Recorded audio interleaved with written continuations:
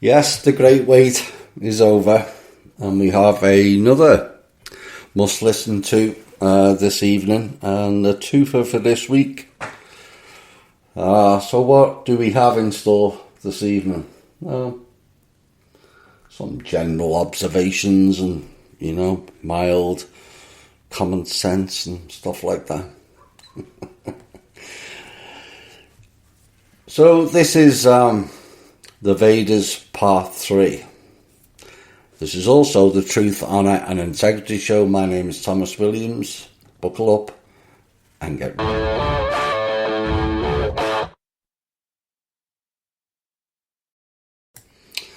Right. This is Part 3 of the Vedas. And in previous episodes we have covered the whole gamut of what we know at THI as the Rus. But the Rus are also the Aryans, the Slavs, the Brits, the Irish, the Scandinavian, the Germans, the Iranians, Pakistanis and many more. A blighted people due to wars in the past, both here and much afar. A blighted peoples in more modern days due to psychological manipulative techniques and pro-pagan dar, which means pro-pagan skin. And the Rus have been labelled everything bad under the sun, including the use of the term pagans. But pagans were sacrificing their own and others, just like the many tribal peoples and the Kali Ma cult in India and many other places. The Kali Ma is the Dark Mother, the Lilith, half human and half snake, a chimera, and also known as the Black Madonna. And in the recent series we have covered the heirs, who are responsible for the bylaws of how to be and how not to be. And we have covered more of the real truth about the Aryans not being the master race. By now that is clear, it was the Jewish cult who set themselves up as such and created the chosen ones, having stolen genetics from the white race some time back. Aryans, like Slavs, are not white supremacists either. But it is ironic one race gets labelled as supremacists and is taken in a negative light. Yet curiously another race declare themselves as the chosen ones and no one bats an eyelid. Why the discrepancy? This whole series, which is controversial in the extreme due to our collective lack of knowledge, total history revision on behalf of the dark forces running this planet, and any lack of willingness on behalf of the people to look and evaluate new material. And this has been costly to us all, and yet great strides are now being made on the outing of this material. From his story to our story was not meant to be seen as a white race only, racist or anything else negative. It was designed to show all peoples have been used, abused and lied to, including the most discussed race in this series, the Jewish. Because it is my belief and the purpose of this series was to bring us all together to fight a common enemy. That enemy who call themselves Jews but are not reside in the category formulated in this series as the Hebrew Anunnaki. The latter-day Koshis, the modern-day Koshers. And while some may find this show in certain parts as racist, you have to understand the times these were formulated. For 3 reasons was the mixing of the races declared a no-no. 1, we are not from the same gene pool or race, despite being humanoid. 2, as we found out in the Cosmic Genetics series, the levels of mixing the races and genetically altering them for nefarious purposes. And 3, to maintain the purity of a race, not just the white race either. In this episode, you will learn how life here truly was, the true principles and morals, how to operate and not, plus the creation of life and how to engage and nurture it. Plus, what are your duties and how to operate within a true community, whether of land, people, or spirit.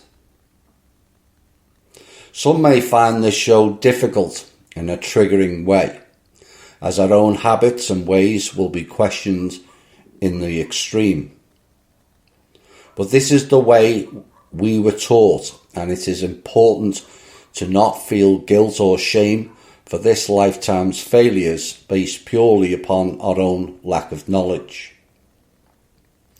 Knowledge that was criminally denied to us, but not anymore.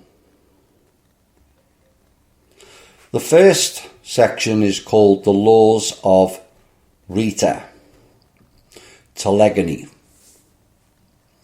The laws of Rita are a set of heavenly laws about the purity of the lineage and blood. In the modern world, these laws are called figurative and only the parameter for the transmission of heredity, which is correlated with such a phenomenon as telegony, which comes from the Greek tele, meaning far away, and genao, the transmission of the image. And so telegony means transmission of the image from far away, which is interesting in how the off-world have controlled us, and also brings up the line of, we will make man in our image. And this comes up in 9 sections. Yes, the figure 9 again. 1, telegony. 2, telegony in the Middle Ages. 3, telegony in the Bible. 4, the purification of the image. 5, education and the bridegroom. 6, the image of spirit and blood. 7, energy exchange. 8, birth of a child. And 9, treason. So what is telegony? Well, the medical establishments here say telegony is a discredited genetic phenomenon, that a previous male may influence the characteristics of offspring subsequently born by the same female to another male. Although its reality was acknowledged by such authorities as Charles Darwin and Herbert Spencer, it has been met with scepticism because of a lack of understanding of the theoretical basis for telegony. And with the discovery of fetal genes in a mother's blood, the penetration of somatic cells by sperm, and the ability of RNA to program genome rearrangement, mechanisms might exist for telegony. And yet clearly there is something to it. Otherwise the authorities would have not covered it up, as we will find out. And so the phenomenon of telegony was discovered in the 19th century in England by a friend of Charles Darwin, Lord Morton, who introduced the term telegony. And he decided to conduct an experiment. He crossed his purebred English woman mare with a male zebra, and the offspring did not work out. He then crossed a purebred English horse, and as a result, foals were born with traces of zebra stripes on the rump. And by the way, those who keep pigeons are also aware that if a purebred dove was trampled by a savage Caesar, her head is turned off because her chicks will no longer be purebred. It's the same with dogs. Now, one of the first researchers of telegony after Lord Morton were contemporaries of Charles Darwin, Professors Flint and Felix de Ledonge. They conducted many experiments on birds and animals, and Felix Dantec described telegony in details in the book The Individual, Evolution, Heredity and Neo-Darwinists, which was produced in Moscow, 1899. Now, the 24th chapter of his work is called Telegony, or the Appearance of the First Male. And until the 1960s, scientists from different countries conducted many studies in which it was found that the effect of telegony extends to people. And there are examples when a white woman gives birth to a black baby from a white man because her first partner was black. And moreover, it turned out that not only the external signs of the first sexual partner are inherited, but in certain cases his diseases, in particular sexually transmitted diseases, mental diseases and blood diseases, etc. And this is why the heirs warned about the mixing, to not just keep the white race superiority as some may attest, but it is all about the purity. It is no different to the mixing of animals or birds. On a genetic level, it doesn't work and brings problems for the offspring. But the problems in relation to the people or the child are twofold. The genetics of a different race of human, plus the reluctance to accept a child of mixed race that comes from both races. And the child is then sadly singled out as being different. And yes, people will see the visual difference, but the real difference is hidden within the genetic code. Now, those comments to the average individual will appear wrong, but not when you understand our real history and the genetic games being played on many races and species long in the past. The Cosmic Genetic Series will have told you that. And as an example, many races of the alien greys have almost destroyed all of their genetics, so much so they cannot reproduce anymore. And that is a warning to all humans and other species. The genetic meddling comes with a heavy price. Why? Because it's going against source code. The intent behind this mixing is made clear in this next line. As soon as this became scientifically established, all studies and publications on the problem of telegony were classified from the public in everyday life and in the media. Telegony began to be called a pseudoscience. Now I wonder why that is. Why would the public be kept in the dark about scientific studies affecting them? There is no positive reason to hide it, and many negative connotations to keep it concealed. And that fact reveals there is a conspiracy behind it. The concealment of information led to the fact that the demographic situation of the white peoples in the world began to fall. Degeneration, debilitation began because there was such a mixture. And that fact, along with hiding the information, tells you a dark agenda was in place. Ignorance led first in England and America to what is called the sexual revolution, although it would be more correct to call it the homosexual revolution. And in our country, no one thinks, why are they hiding? This is Russia, by the way. Why have we not had a consensus since the 1980s? Also the Slavic countries, I've been told, but not confirmed.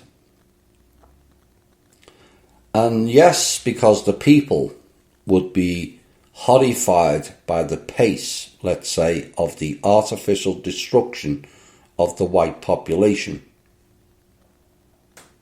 If since the beginning of the 20th century the white population was about 20%, now it's only 6 to 8% of all humanity. It is not difficult to calculate.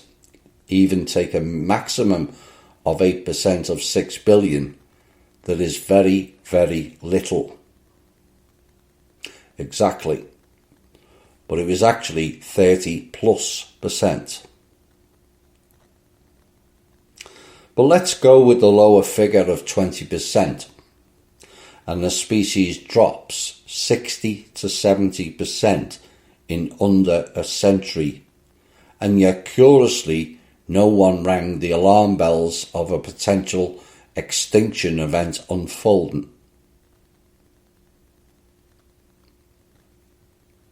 20% down to 6 to 8% is a 60 to 70% drop.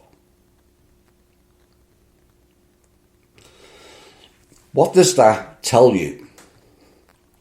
What does it reveal? To me, it reveals it was all pre-planned by the Jewish-led Koshis to exterminate the white race. Why? Because we are their biggest threat to world hegemony. Save the whales, manatees, bald eagles, tigers, elephants. We've all heard and seen those campaigns, and yet one of our own human races is falling at alarming rates, and nothing gets said.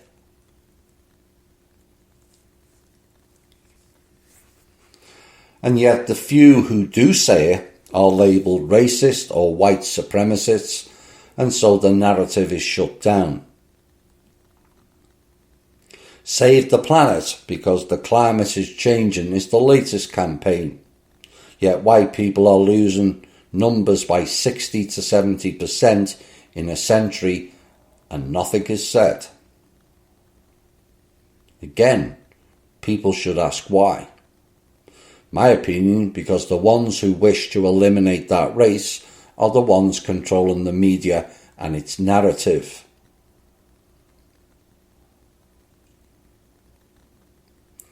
Now, in families, if the child does not obey the father, he is annoyed and says, "Well, who are you with me?" The question absolutely not addressed to the one, it is not to the child, but to the mother that must be asked. who was the first man in her life. And the reasoning behind that is each sexual encounter brings genetic exchanges and also codes. Again, that is something that the majority of people have no idea about. The reason being, it is an agenda. And that should be clear to all now who have followed this series. Telegony in the Middle Ages. Remember the movie Braveheart? King Edward Long-Legged of England was constantly at war with Scotland. And as he said, the trouble of Scotland is the excess of the Scots. If we cannot defeat them, then we must degenerate them. And said, perhaps it's time to restore our old custom and give them the bait, the right of the first night.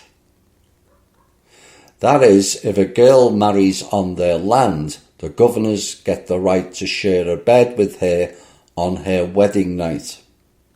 Yes, you heard that correctly.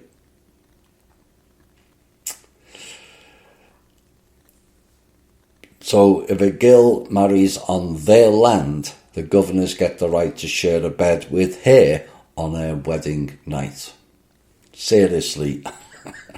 I mean, well's the Fargo on that ruling. But then all females, when wed, are also married to Baal. Perhaps Baal should pay all the alimony then. It's only fair, isn't it? But King Edward said if we cannot survive them, then we will degenerate them. And this is said in the Middle Ages. So people knew about it long before the discovery of telegony. And what that also potentially reveals is some of those governors were not of our ilk. Telegony in the Bible is the next section. In the Bible, Genesis chapter 38, it is said about telegony. When Judah departed from his brothers, who were all Jews, and married a non-Jew of the Canaanites. And it was stated that he violated the basic law of Judaism, that a Jew should marry only a Jewess because their gene pool is passed on to his mother. Curious that in overview. Because when the Germans considered the Lebensborn program after losing 2 million of their male youths, that was declared racist and supremacist. But Lebensborn was about the German keeping their race pure. Yet that was labelled as creating a master race. And yet when the Jewish do it, no one says anything. And there's far too many of those examples of a completely contradictory nature that has unfolded in this series. Now it goes on to say that from this marriage, Judah had 3 sons, Onan and Shelah. Judah married his eldest son to Tamar, but soon died without leaving any offspring. Then what did Judah say to the middle son Onan? Thou shalt go unto thy brother's wife, marry her as a brother-in-law, and restore thy brother's seed. Genesis 38, part 8. These are the laws of telegony. And again, that behaviour has rarely been questioned. basically saying adultery is okay when it comes from the Jewish culture. Incest is also okay within that framework as well, as that is mentioned dozens of times in the Bible. Another lost in this is the sheer arrogance of telling the son to go and have sex with his brother's wife. Did they, for 1 second, ask that wife whether she would be willing to do so? Well, clearly not, given how the Middle East treats women as second-class people and how they are only there just to be baby factories. And so was the first man of Tamar, and left in her images of his spirit and blood. Now only a seed is needed for her to give birth to a child from her deceased husband. But note, Onan knew that the seed would not be for him, and therefore he went to his brother's wife.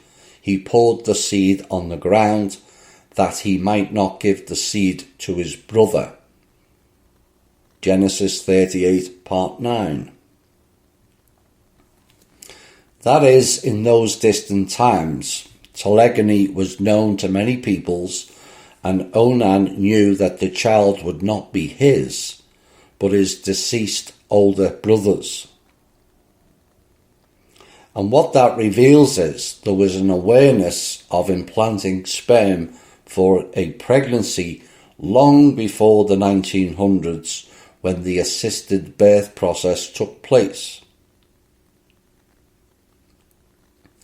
Now the next line reveals the agenda and the perpetrator, and also who these beings belong to. The Bible says the Lord wanted to arrange this mixing, and Onan opposed the violation of the heavenly laws on the purity of the lineage and blood, and suffered for it. And now it is interpreted in a different way, they say. Onan is such a bad man, the founder of masturbation. All very typical child-level labels is administered when things don't go their way. Because no, Onan turned out to be just a normal man and did not break the laws as his dad told him. Because Onan knew that his dad had already violated the laws of Judaism, he married a non-Jew, and the eldest son brought a non-Jewish wife. If Onan followed his lead, then there would continue to be confusion, violation of the law, and this should not be. Therefore, he seemed to give his life, but did not violate the heavenly laws. The Lord arranged the mixing. Oh dear. Just like the Lord arranged the splitting up of people and giving them different languages so they couldn't engage. The Lord, for those new, is Anu, the Draco reptile king. And like I have said, the Bible is their story and belongs to the Hebrew Anunnaki. The next section is called Purification of the Image. For an example, if as a result of the raid of foreigners called Arims or nomads, etc., girls who were raped, what happened among the Slavs? The Slavs knew the laws of Rita and knew how to fix everything in case of trouble. The fathers of the births, where the girls suffered from the enemies, gave the girls to the priests. who then performed the rite of purification of the images of the spirit and blood, and they erased the information. But this rite is very energy intensive. It took energy for 3 years. Remember I spoke about everything being energy, frequency and vibration? Pay attention to this next section. For example, if one priest conducts a ceremony, it means that the energy of 3 years is removed from him. If there are 3 priests, then each has a year. If 6 priests perform the ceremony, then each for 6 months. And this is the energy exchange I speak about when doing healing. The energy work, if done correctly, is not unlimited and is exhaustible. Overdoing it can lead to death. It takes a lot physically out of you, as you are transferring some of your life force energy into that person. You come away from the experience drained for a while. Never are you feeling better from it, because that just means you have harvested the person you are healing and made them worse. Now the priests gathered and energetically pumped her, erased it all, and the girl remained in the skeet at the temple, which is at the sanctuary. Why? Therefore, they already knew that she was clean, and the same priest had sons, and they had no time to go look for a bride somewhere, and so the priest gave her out for his son, and she extended his lineage. And many people ask, and now what do you do if the priests are not found? Hang yourself?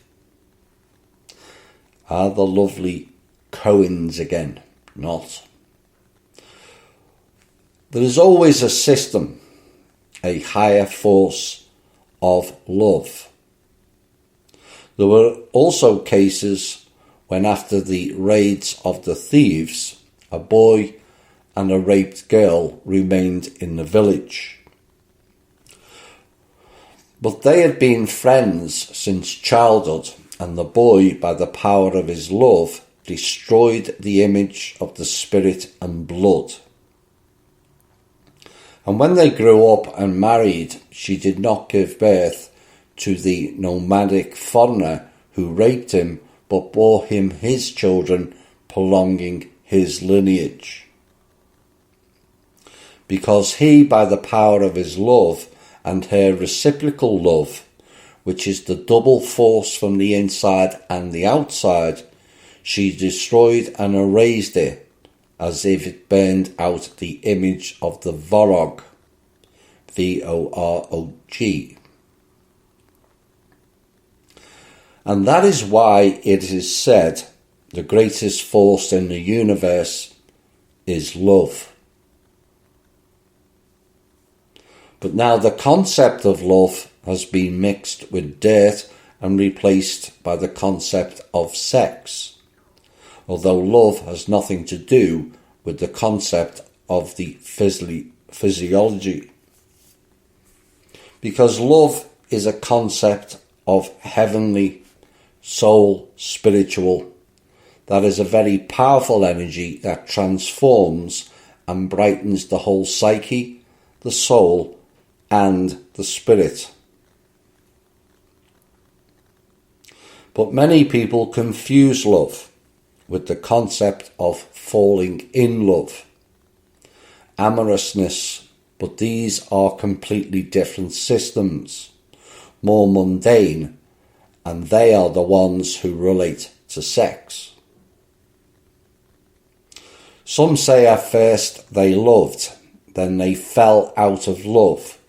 Love disappeared. But it is impossible. If a person has fallen in love, then it is forever and he cannot stop loving. Love cannot be lost, just as heaven cannot be lost. So it was not love, but falling in love.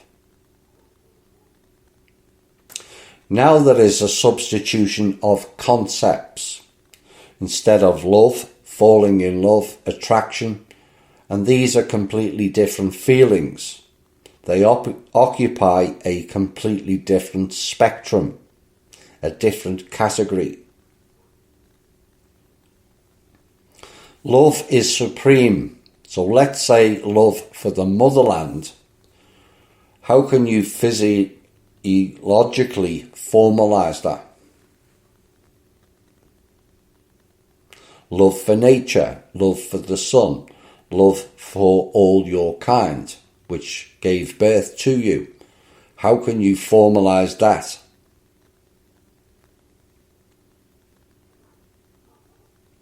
There is no love for food. There is only a taste. But love is the highest heavenly divine power. And this is what I spoke about 4 years ago with the piece, What is Love? And repeated it recently. Of how most cannot experience it in its true form due to being low vibrational. Only the image of it is presented. There is still a little different system. The priests not only removed the image of the spirit and the blood of a strange man, they were also engaged in brainwashing. They changed the image in the head of a person. That is, they cleaned it out in the sexual sphere and still needed it in the head, because a woman will subconsciously compare all subsequent men after her first with the first. Therefore, this brainwashing is needed so that there is no comparison, so that if love arises with someone after that, there is no doubt in the soul that he is without out of pity, and therefore I owe him. No. When there is love, there is no such thing as I owe him. Because the person is loved for who he is, with all his advantages and disadvantages, and not because he took it out of nobility. And the main thing here is not only this image, which is captured in bioenergetics via someone else's trace. The main thing is that there is order in the brains. The pain shock of rape is deposited in the brain. The first sexual contact, they say, has a painful perception. But why? Because there is no knowledge of the Rita laws in our heads.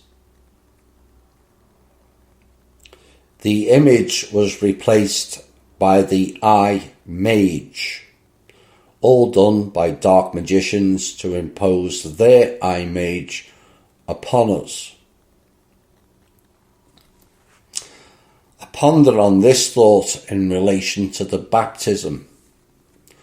What if the baptism is overlaying the image by pouring water over the baby's head? Remember, water is reflective and so has the ability to mirror an image.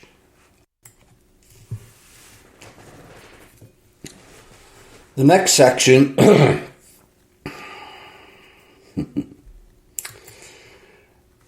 is called Education and the Bridegroom. The Slavs brought up children in a special system. The girl was told a boy is a future man, a future warrior, a master, the head of the family, the father of the family, the children, and the God protector of the family. Therefore, he must be loved, respected, and revered as God. Not the God, a. The girl was brought up in this vein. The boys were told a girl is a future woman, a future mother, a mistress, a goddess, guardian of the hearth, and a future larder mother of God. Therefore, she must be loved, respected, and revered as a goddess, and the children have perceived this since childhood. And when not a marriage was created, because a good thing should not be called a marriage, but a family union, then they had a relationship with each other as God.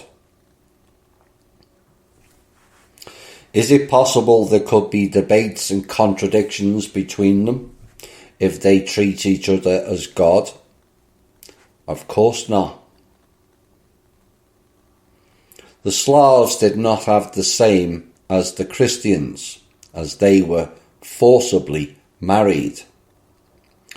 The Slavs first went, identified, then arranged the bride, and if they liked each other at first sight, then the conspiracy took place. Conspiracy then had a whole different meaning, it seems. But the most important thing in a family union, in addition to love, is the blessing of parents. Plus, as an additional, the blessing of God.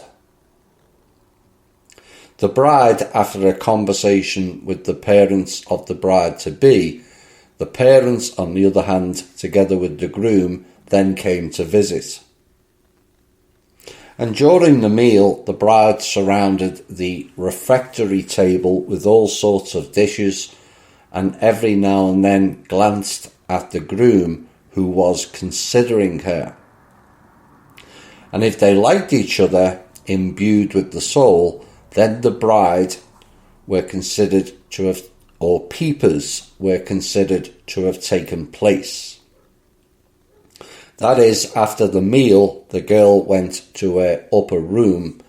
A woman was sent to her and asked, "Did you like him?" The groom was asked the same thing. If they both answered yes, then they were preparing for the wedding. If no, then it was a definite no. That is, the bride has never been captive. If the girl liked it but the guy didn't, he was told, "So you didn't look closely then, because she found something in you." And he then wondered, could there still be additional bride?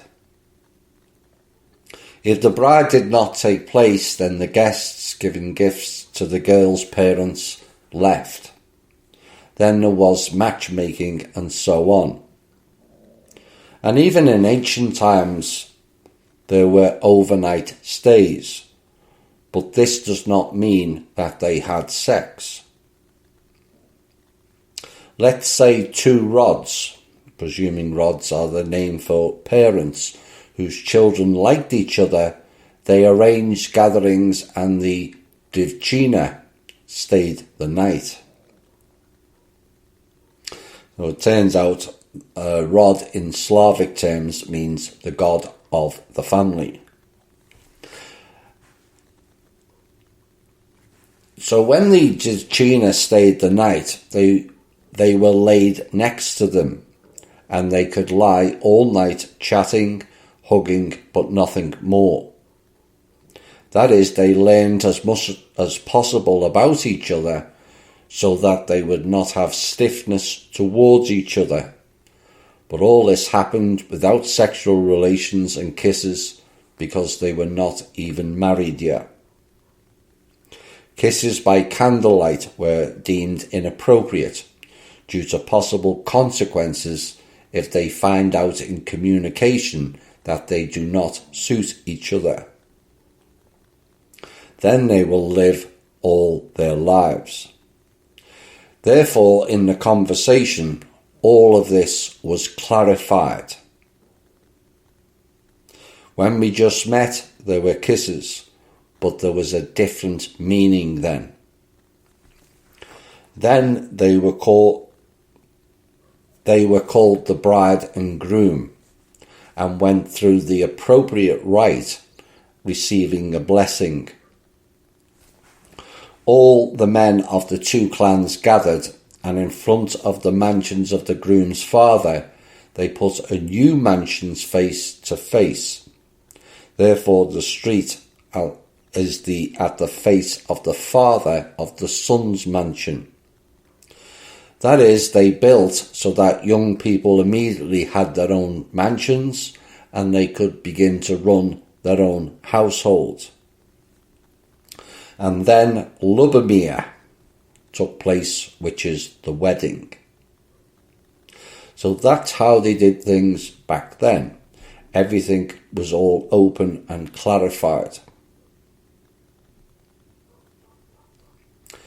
The next section is called the image of the spirit and blood. On the first night, the spouse gives, and gives the spouse. 1. The image of the spirit and blood. 2. The energy of 1 year of your life. 3. The gift of motherhood. And 4. Women's share.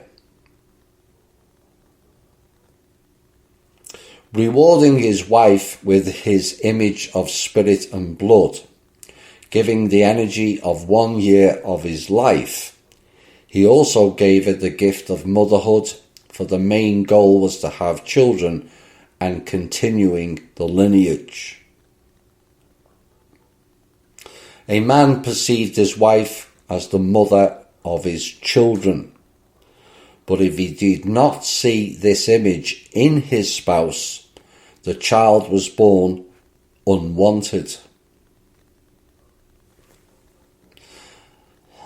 This meant the mother of the child was not endowed with the gift of motherhood. She did not feel maternal love, care, or affection for the child. And that is an important point that has been lost. The internal damage to a child born out of love. Because if they or one of them doesn't have that affection for the other, the child knows through the mother, and that impacts their living time. Maybe that is why so many of us have had low self-worth. Therefore, mind you, of the bride, he evaluated not just her appearance, but first of all subconsciously thought about whether she was worthy of being the mother of his children. In addition to the fact that she would be Lada, his wife, he also saw her as the mother of his children. A fairly deep pondering with that section based on one saying: we will make man in our image. The implications of that pondering is enormous. Did you know there is a difference between man and male plus woman and female? Did you know that when you got up in the morning and you knew that you had to do this and that, a woman on a subconscious level can know everything that she needs to do but a man must awaken this memory. If he didn't wake me up, what kind of man is he? This is a male. A woman in whom the female lot has not awakened is no longer a woman, but a female. And here they are, males and females have sex. But love can only be in a man and a woman. And this is where the whole relationship issues falls down, in my opinion, because we haven't defined it too well. There is a difference at the outset between love and sex, and yet the lines between them have been blurred. And in general, the woman feels there must be love before sex with a partner, whereas the male wants to spread his seed, whether driven by lust or otherwise.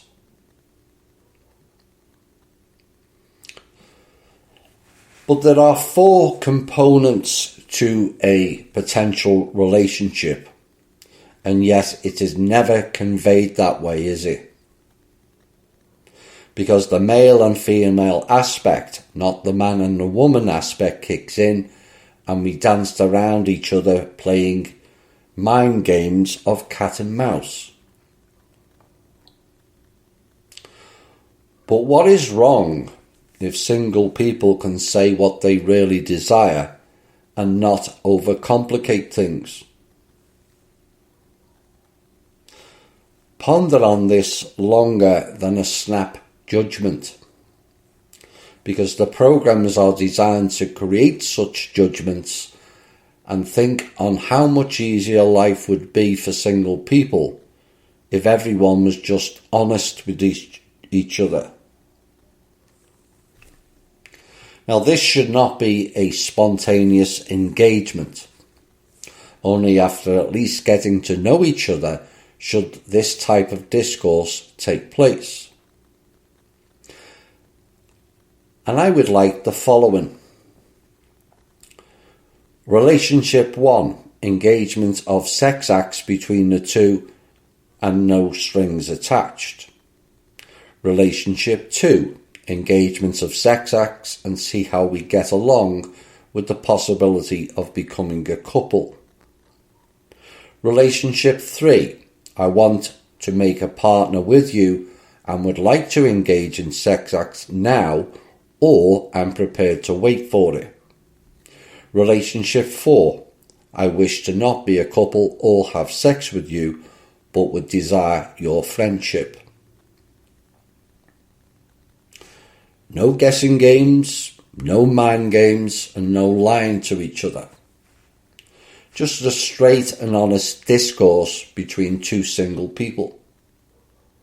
No wasting energy trying to engage the person, and no roller coaster rides of emotions of will he or she or won't he or she. And it also encourages people to be more forthright instead of hiding behind nuances.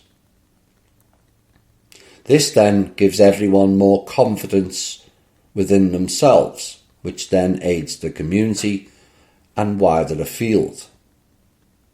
This also aids the fear program as well over time, as no longer will people have the fear of being rejected, as this discourse becomes the new way. Imagine how many lost opportunities you've had because the fear of being rejected took over.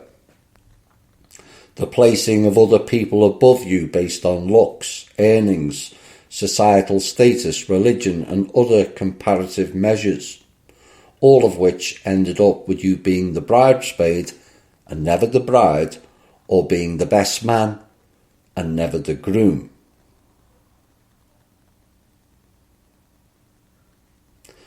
It's something we should all ponder on. What is wrong with those suggestions? relationships 1 through 4. If only people would learn to discourse in that manner.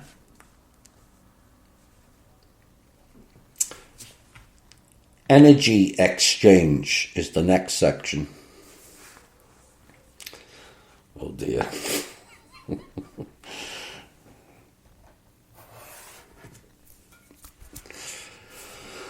A man conveys the image of the spirit and blood, and in addition the energy of his life. 2 months to consolidate the image, and 7 months to bear the fetus. And this is according to Slavic time, but according to Russian time it is 3 months of his life and 9 months respectively. And this energy goes through the second chakra called germ to give birth to a new life. In the Eastern system, this chakra is called Svadhisthana, the transmission of the heavenly obars. Now, in addition, a woman can only give birth to a woman since she has a female chromosomal structure, XX. Therefore, all these women's things, they say you need to eat more salt, then a boy will be born, and if sweet a girl, is all nonsense. It depends only on the man who the woman will give birth to. When a man in the subconscious connects to the girl's XX, then a girl will be born, and if XY, then a boy will be born. So it's subconsciously decided between the father and the mother. Now, a woman receives from a man the energy of a summer or a year of life, and this energy in her activates certain forces. A woman radiating this force to a man opens in him a channel for receiving energy from the lineage. That is, not only a man gives a woman the energy of life, but a woman also gives a man open channels of communication with the cosmos in him, from where he receives additional energy. And therefore they say a man makes a girl a woman, and a woman makes a boy a man, because everything is interconnected. Plus, when a child is born in the process of communicating with dad, he opens up additional channels in dad, and dad receives even more energy from the cosmos. That is, the father does not receive energy from the child, but from the cosmos, because the man himself is a radiating system. He radiates. A woman accumulates and then accumulates more, as if absorbs. Therefore, the child in dad also opens a channel, and dad, as it were, restores his energy of life. And that is why it was said, you will give birth to 16 children. 16 additional channels will open in you, and you will have fully replenished all 16 channels of your energy system. Therefore, each husband dreamt of having a hereditary circle of 16 children. If there are more than 16 children, let's say 35, then there will be several streams for each channel. A very interesting concept, and I'm pleased the energy exchange was highlighted. I have spoken about us learning to understand energy and its effect upon us and life. as we largely fritter away our life force energy in lying to ourselves and also arguing with each other. Gossiping, competing on unnecessary levels, and drivel-based entertainment, when our lives could be enriched so much by using our energy in developing ourselves, our partners, and children. Like I've said, if only there was an app for our own life force energy and karma levels, because perhaps we may see a quicker change in us all. The birth of a child is the next section. Now our women have been intimidated that childbirth is blood, pain, fear, torment. So much negativity is caught up that one reminder of the birth of women leads to a state of stupor. But note that each born child rejuvenates the woman's body for 3 years. Now, some already at the age of 30 believe that it is too late to give birth, and that at the age they give birth to children with pathology. But pathology is created by doctors. It is impossible to interfere in the process of childbirth, and they give birth not in natural conditions, but in the maternity hospital. Because previously you gave birth at home in a bath in water, because water is a natural element. When you are in a river, lake or bath, you automatically relax all the muscles of your body. The most comfortable place for the child was in the aquatic environment in the mother's womb, where the child lived for 9 months. Therefore, when a woman gives birth in water, then the child is better. He passes from the aquatic intrauterine environment to the aquatic external one.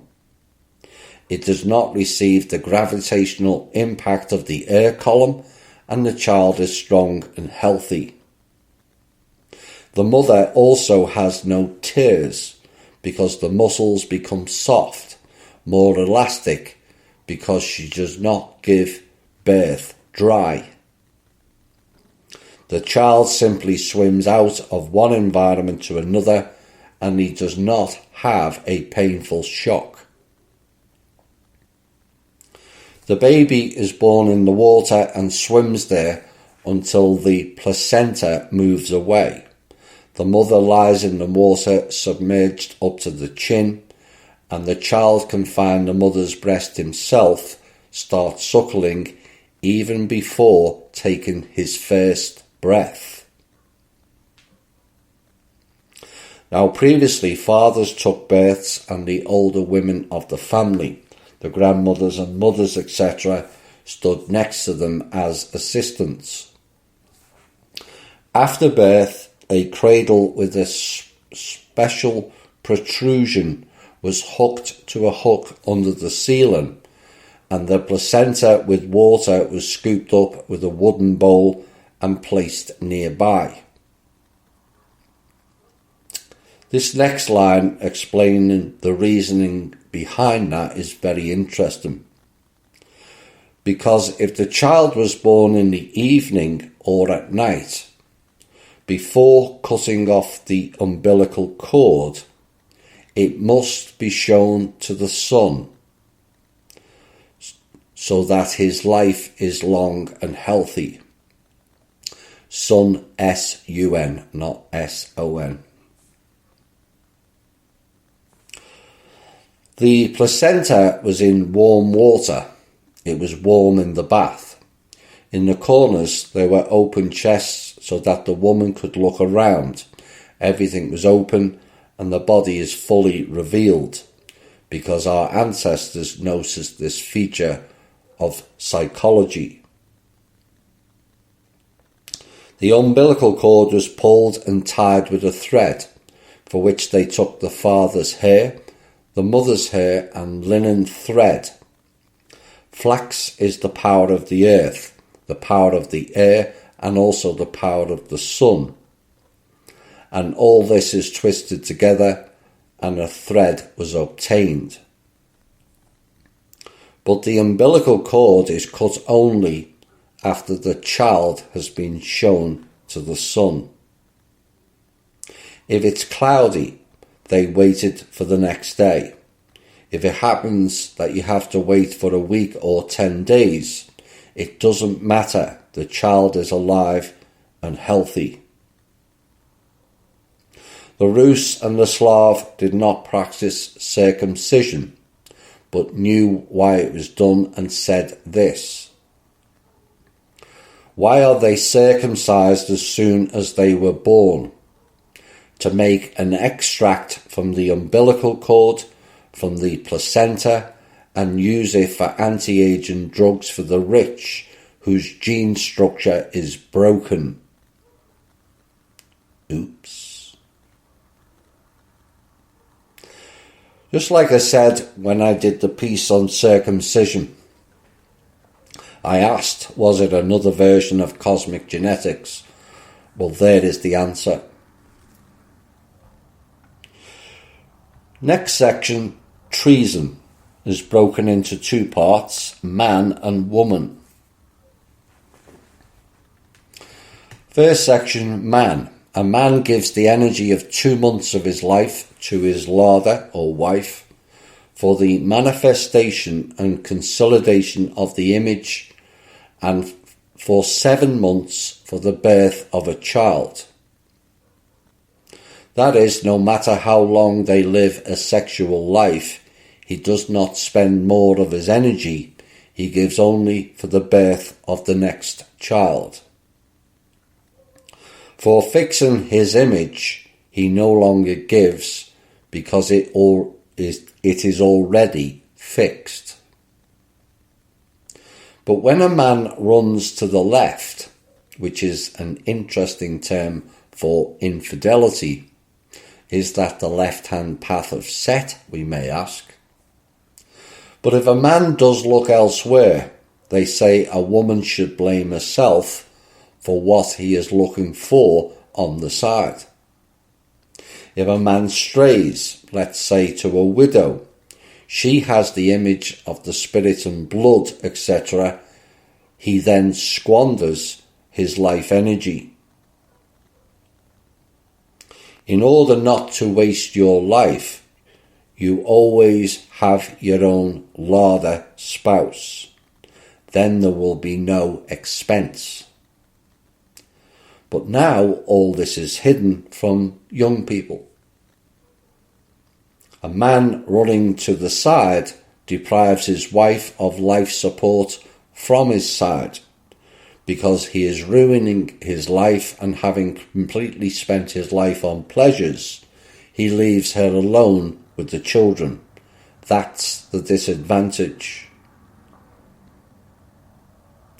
Again, these types of hidden understandings needs to be retaught to children to allow them to develop properly, along with the sexual energy exchange, spirituality, and also the Santis. The woman. This section is even more enlightening and may be a trigger to some. The first man left her the image of the spirit and blood, but she went for a walk, and such women in Russia were called walkers by having sexual relations with other races. Let's say the second man was a Moroccan, the third was a Filipino, the fourth was an Arab or whatever, but everyone's spectra is different. A woman, she receives the energy of 1 year from every partner, and the spectra do not coincide. Sometimes the energy is completely incompatible. As a result, there is such an energetic mixture that this energy begins to destroy a woman's strength.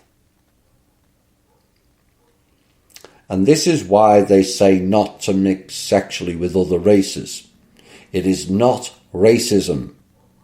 It is on an energetic and genetic level that hidden dangers arise because of it. And again, this type of information should be made available on a wider scale to give people an opportunity of an informed choice. But the prostitute's daughter has a broken spectrum. Several spectrums have been layered there. It turned out to be a kind of double spectrum, and then there is emptiness between the spectrums. Because according to the gene pool from the first man, it is indicated that instead of emptiness in the matrix, there must be something there. But these layers of spectra, as it were, had gaps or emptiness. And into this emptiness, no matter how much you pour, everything is like a bottomless barrel. It becomes like the vacuum of space, a total void that has other consequences for this type of girl. And they said this girl then needs to be among men all the time for the rest of her life. She has such a need because a man radiates energy even in conversation, and she, by communicating with them, is like feeding, which in overview then becomes a harvesting mechanism. In other words, everything is much more complicated than many people think and what people will talk about. She no longer belongs to any kind. She belongs to the fool. And what ancestors can she connect with? The first, second, or third man? There is an expression about such people, a restless soul. In other words, it is a soul that does not know where to stick to it, because it does not coincide on the spectrum either. And such people are also called lost souls. If they are boys, then as a rule they are sickly, scandalous, trying to do everything in the first place. There are extenuating circumstances, like in difficult times, like war. A man could have several wives, but he took them at the rate of exactly as much as he could feed, not only his wives, but also their children and his work. He is ready to feed his wife and 16 children. He has one wife. Ready to feed 2 wives and 32 children, he has 2 wives. He is ready to feed 3 wives and 48 children, to shoe, dress, raise him to his feet. It means that he will have 3 wives. 16 is the base number for the rus in some circumstances. Now times change, but the thought of having 16 children would terrify most of us these days. But then they had a community to look after and give support to all the children. Polygamy was a rarity, only at critical moments for the people. And remember the commandment, let you not have other wives except your own. But at any time, except for what was known as a dashing year, when the male race dies in defence of his house, his land and his faith, that applies only then, and even then It was a rarity. A woman has always sought to have children from a strong, healthy man. Therefore, during the war, there were men who literally went to the front from the wedding table on the second day. The only thing that they managed to leave to their wife was the image of the spirit and blood plus the energy, but the conception did not happen. Years of war passed, victory came, the soldiers returned home from the war, and their husband died. Then she asked the soldier, who was relaying the information, to spend the night with her, to give her seed, and then she would give birth to a child from her dead husband. Not from this soldier, but because she had the image of the spirit and blood of her husband in her. A completely different way of operating from today. But what it shows is the male and female had a greater understanding of life and its machinations than we do today. Life has been made complicated and many people really don't understand life too well. Women reject, or some do anyway, the idea of being baby factories, as they call it. But that is the duty of the female, to be in and of motherhood. It continues the lineage and boosts the population of the clan. The more people, the lighter the work for the community. And it's all basic common sense without the wokeness, feminist movement, racism and political correctness that dominates all narratives now. It is a fairly simple in the concept. The female is the mother, the love, nurturing and care aspect, with a smaller role as a warrior, provider and protector when needed. The male is the father, the provider, the warrior and protector, with a smaller role in the love, nurturing and care aspect when needed. They are the divine masculine and feminine aspects and the archetypes. The children produced then are not seen as burdens as in many cultures now. They are your and our future and the protection and service of the clan. No children eventually leads to a reduction of the clan, with less hands to help and procreate. It is in these circumstances your clan or race begins to reduce, just like the white race is. Best do.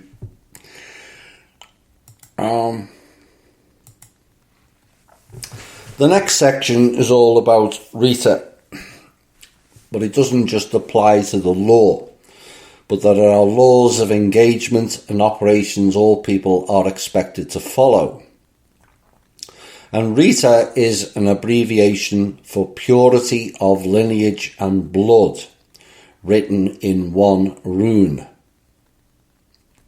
Now there is also the female name Rita, and this is how some parents subconsciously call the child, as if reproducing that child was conceived in accordance with the heavenly laws on the purity of the lineage and blood. But as an example, when parents come to the registry office to register a child, they record her as Margarita.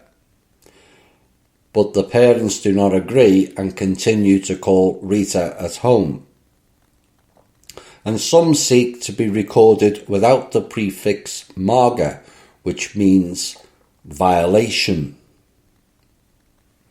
For example, in a book about the wizard Merlin, there is Marga or Morgana, who was the eye-squinted, oblique, one leg shorter than the other.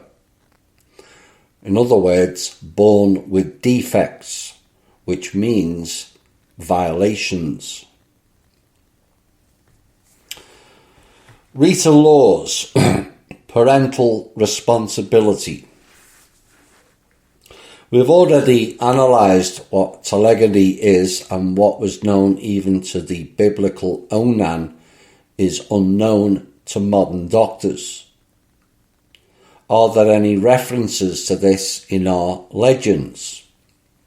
Well, there is. It was in the Santis of the Veda of Purun, it is said, "Do not allow foreigners to your daughters, for they will seduce your daughters, corrupt their pure souls, and destroy the blood of the great race.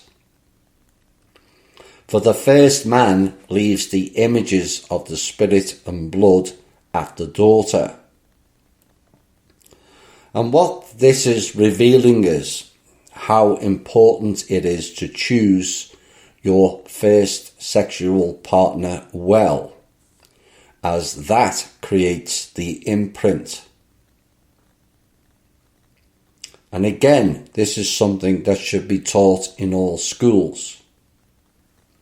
Now, as an example, the Virgin, alien images of blood from the children of men are expelled by the light spirit, but the mixing of blood leads to destruction. That line mentioning alien is not just a reference to otherworld species. It also means the engagement of intimacy is alien to a virgin.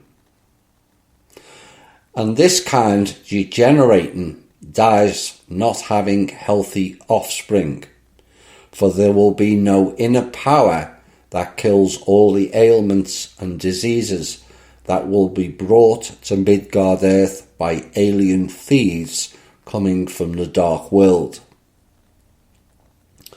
And according to this Vedic text, the first man in the life of a virgin leaves his image, a psychological and often physical portrait of the unborn child that she will give birth to.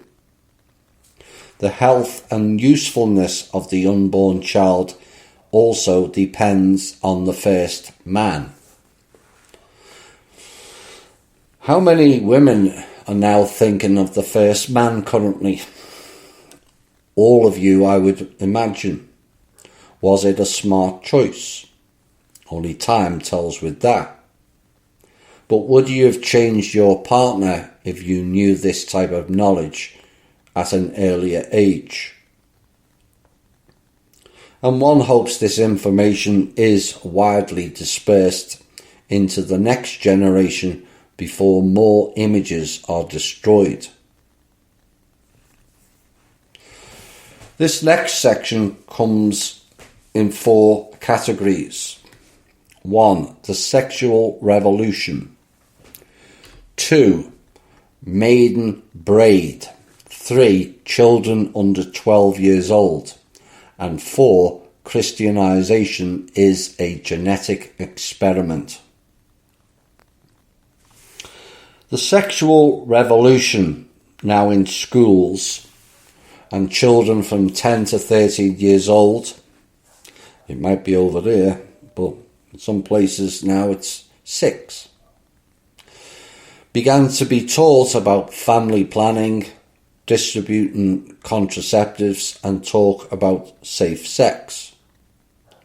But all without knowing that sex is about gender, i.e. male or female. And that is why they say there is no sex in Russia, because there was human relationships built on love, respect and sympathy at least. In America, purely animal relationships, plus they add all sorts of perversions with whips and handcuffs, etc. And also note that children are told how to protect themselves from unwanted pregnancy, when in our country, pregnancy has always been considered desirable. The burden is the heyday of the female body. When it is transformed, it blooms as a beautiful flower. And that thinking has been lost with cultural revolutions, and in particular the feminist movement. We have lost our connections and true purpose, particularly within the female role. We recently mentioned 862,000 abortions in America each year, because too many see that children are a burden upon their lives. It hampers their looks, their fake images and their lifestyles, many will tell you. But is it not the archetype of a woman to produce children, preferably with a loving man?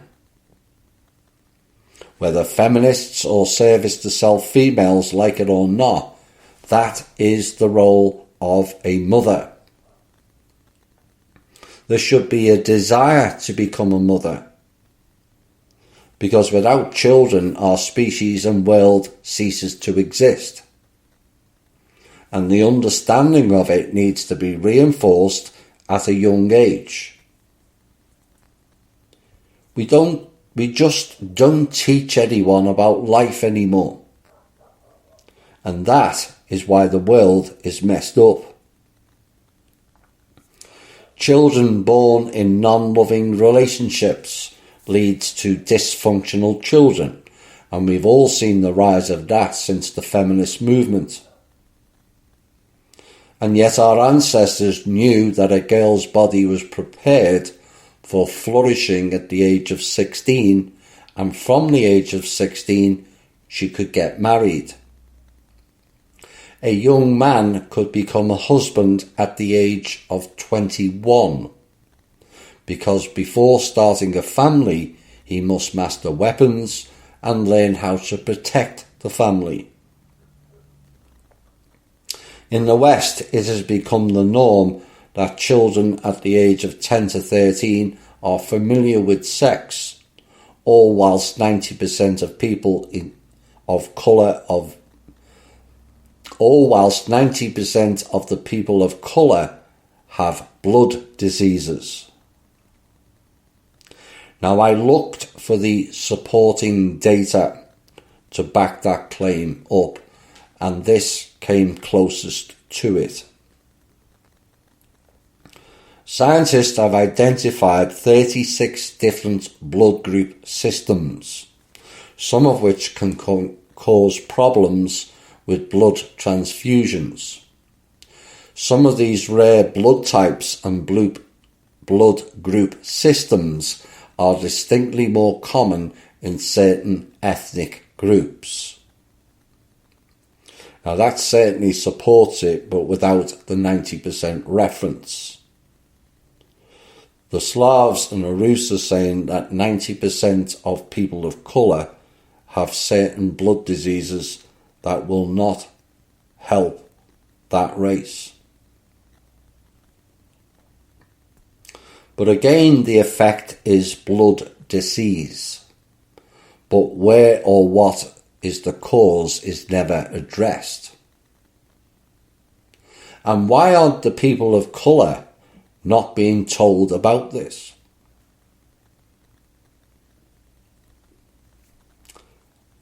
And they said, what is taught at school, then confirmed by the series Helen and the Guys, Beverly Hills 90210 and Friends, etc., that is, their sexual partners change, as if it were in the order of things, and do not even pay attention to what the gender the partner is. Whether a boy with boy or girl with girl, it's all like the norm in life. But for us, this is unacceptable. For example, in Holland, in Anglican and Protestant churches, homosexuals and lesbians are already married. Arranged sex changes, but this is all unnatural. Now, the unnatural part, Now, some may clearly not like that statement. But again, it goes back to the earliest thinking of building and spreading a community. And you cannot do that with same-sex relationships. The unnatural part is to do with transgender or sex change, because that is going against source. And in overview thinking, source gave us all the opportunity of life and the precious vessel. Yet these people want to abuse and mutilate it. And the same applies with circumcision. What it's stating is, source made a mistake. Now in Russia they had criminal punishment against morality. Some were sent to hard labour and away from society for involving in same-sex relationships. And during the time of Ivan the Terrible, such people were impaled or expelled from the country. And when the October Revolution of 1917 took place, as the communists say, the Great Socialist Revolution, they first abolished the criminal punishment for a crime against morality, punishment for homosexuality, because 99% of all these fiery revolutionaries were homosexuals, just like the SS then. And it was only when Stalin felt he had gained a foothold on the Russian throne that he reintroduced the law of morality, and all those Leninists' flame blew to the wall. Now personally, I don't agree with those measures, as that is against freedom of choice. But again, in overview, without the killing, as I don't agree with that, is it not protecting the communities? But the most dangerous thing is that in schools, virgins are perceived as black sheep. It got to the point that girls in grades 8 to 10 began to discuss how many sexual partners have changed over the summer, and virgins were called backward fools, etc. Why? Parents did not give a proper upbringing. In a way, yes. Which is why we all have to learn about life, value, human morality and love, plus sex with a spiritual component. Maiden's braid. In order for a girl to think well, she must have energy. Where does she get this energy? She takes it from the cosmos, through her cosmos, through the scythe. Therefore, they said in Russia, a long braid is a girl's beauty. Which means that this girl knows how to think, does not follow the lead of the crowd, but she herself tries to understand certain criteria. And that is speaking of individuality and mixed with personal responsibility, not just following the crowd. The ignorance of parents has led to what we have today. And as the saying goes, ignorance of the laws does not exempt from liability, and this also applies to the Rita laws. Children under 12 years of age, brought up by Slavic and Rus. One of Rita laws states, parents who have created a child up to the age of 12 nourish him with the power of their life. Therefore, whether the parents know it or not, they are responsible for the created child and give the born child the energy of their life so that he grows. Interesting, they say until 12. about not being a parent, but a guardian of the child. Maybe the age of 12 is puberty time and suddenly a budding adult is developing. Now, the energy of life implies the energy of love. But note, you can make up for it only by constant communication with your child. That is where you draw the energy from the cosmos. You expend energy for a child, you draw it back by having communication with your child. And that is, the parent gives energy to the child, communicating with them, receives from the cosmos, receives from the gods, which then is nurturing the child. And the bond between parents and children exists constantly, and the child always receives the necessary energy of life from his parents, regardless of their desire. Therefore, children under 12 years of age among the Slavs were called child. As an example, asexual creatures, meaning experiencing no sexual feelings or desires, not feeling sexual attraction to anyone. And together with their parents, they went to the bathhouse, bathed naked together on the river, and they saw a naked body constantly, and it was in the order of things. Now, clearly at that time, nakedness was not considered a bad thing until the church turned it, sex and even childbearing, into a sin. It created a mystique about it, a dirtiness surrounding the whole topic, when it was all so innocent and natural back then. Therefore, will they then spy on the opposite sex? Of course not. As during this time the child got used to naked bodies, and the criteria were already there. This woman watches her body slim and beautiful, and this one does not, sagging and swollen with fat.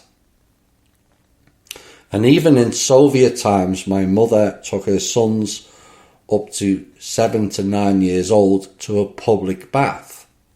Dad took his daughter to the bathhouse. She sees men's bodies, perceives them as reality, and she also went with her mother and with her father, and realised that she was like that, and there are also beautiful bodies, but decorated differently. The child may ask why this is so here, and here it is so there. They were told because both of these are creators, and the child understands. And this is when they have a separate upbringing, after the right of majority, and everyone is given the necessary information. Please note that a man is a radiating system, a woman is accumulating as if absorbing. Therefore, the girl has always aspired to her father because he radiates energy, and the boy gives to his mother because he will come up to his father. His father already radiates and he radiates, so he needs to give it to his mother. If mum has already gained from dad, he gives it to his sister through play, because there is a single kinship system. Sometimes my sister ran around, played enough with her friends, used up her energy, but dad was not at home. Then she asked her brother to play with her in order to replenish her energy. Therefore, do not be surprised when between a girl and a boy it almost comes to a fight. She needs to replenish her energy, She begins to tease him, pinch, tickle him, so that he cheers up, runs after her, and he has a surge of energy with which she will quickly replenish her own. It has long been noted if a sister is sick, the brother does not leave her bed. He holds her hand and takes care of her, because he feels that she needs nourishment. He holds her hand and transfers his energy that he received from her parents. Then he is replaced not by his mother, but by his father. And parents are surprised that they are like a cat with a dog, but if she is sick, he does not leave her. Or he grew up, went to the army, and she does not find a place for herself, misses him and cries because it lacks native energy. And such are the relationships, the connection of the children with each other, the parents with the children, and other peoples mention this. And that is describing engagements all based upon energy and the exchange of it, which is why some families are now toxic, as the energy exchange is not harmonious, and so the family becomes dysfunctional. Like we have said, it's all about the energies. Understand that, and you begin to understand life. Final part of this section is called Christianization is a Genetic Experiment. Note that since there was kindred mutual support, it means that we had the most powerful power and no external enemy could defeat it. How is it possible to defeat the power, which seems to be impossible to defeat? Because it has pure, powerful, tribal foundations, the laws of Rita. The consequences of coming together and standing within your own and collective power slays invaders, and such a power must be shattered from within. They started the fall with the Russian princes. They were first chosen and then introduced as hereditary. The princes began with the princes, for example, to marry a relative of the 7th to 8th anniversary, which is prohibited by the laws of Rita, corrupting their own gene line. And it was through such princes that it was already possible to carry out various systems of destruction.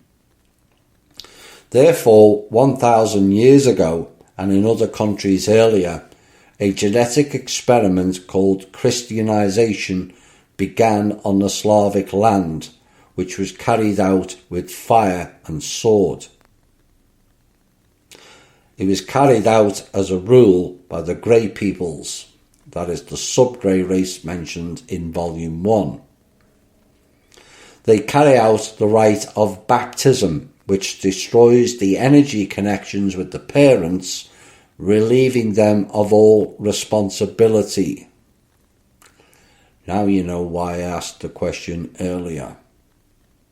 The rite of baptism destroys the energy connection with the parents, relieving them of all responsibility.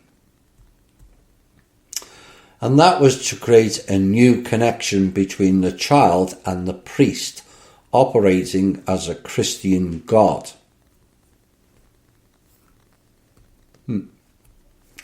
I bet that statement raised a few eyebrows and angst due to our lack of knowledge again. There is a concept: those born in one religion create families from this religion. Example, incest. And who will be responsible for genetic mixing.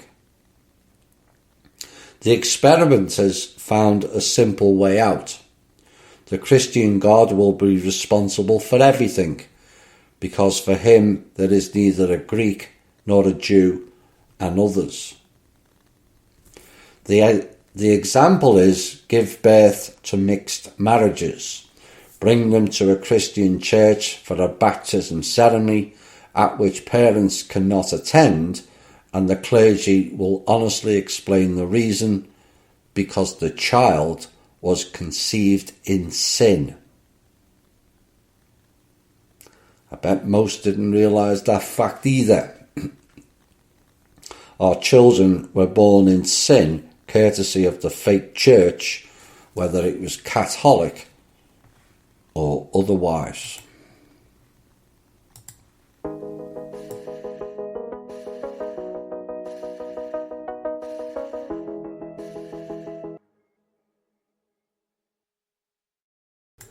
We are glowing, all whilst our brains are exploding. The next section is called Rita laws and generic laws. And the laws of Rita and the ancestral laws were interconnected and help a person to reveal himself throughout his life. They still help, but many people don't use it. Someone is not helped precisely because they don't use it. And these are the 5 principles. 1, raising other people's children. 2, the youngest son is the heir. 3, to live for rod. 4, child up to 1 year. And 5, kissing a married woman. So raising other people's children. If a man marries a widow, does he fulfill his duty to the family? Well, here it is impossible to approach one-sidedly, because perhaps he incarnated on earth for the second time, reincarnation, because in a previous life he underfulfilled something. For example, he fulfilled his duty to the lineage. He gave birth to 16 children, but did not gain experience of creation.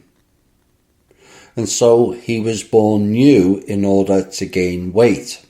And at the same time, he helped a woman raise her children to their feet. But there may be another thing. A person does not know about the laws of Rita and married a widow or divorced and raises, say, 5 children, but the children are not his. Although they call him dad and are recorded in the passport, but in the image of the spirit and blood, they are not his, but the first man of his wife.